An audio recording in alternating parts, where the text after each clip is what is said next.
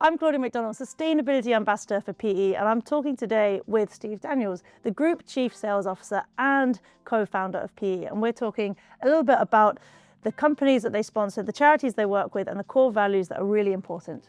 Now, Army Sport we've been sponsoring now for a year or so. Really, really important for us. We're very patriotic. We really feel it's important to support our servicemen and women, a bit like we do with the RFU, of course. You know, we feel that's really important. But we look at a number of sports that we sort of champion, if you will, which is alpine, which is skiing. We've just come back from a really successful ski trip. And we look at elite sport. So Steve Cox, he was in the Olympics, and we sponsored him. We also look at rugby, which is obviously a great passion of ours, of course. So Army rugby and cricket.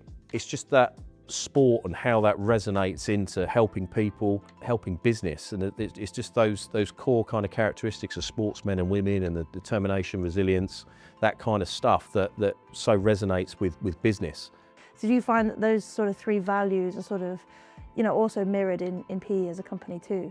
Very much so. We're currently recruiting a whole field force of about 100 or so people, and you know, anyone who knows, if you're out knocking on doors and things like that, you know, you've got to be quite a tough character. So you've got to be resilient. You know, you've got to be determined. You've got to get out there and do the hard yards. That's why we sponsor and do it. It kind of all just ties in really well with who we are and what we kind of stand for.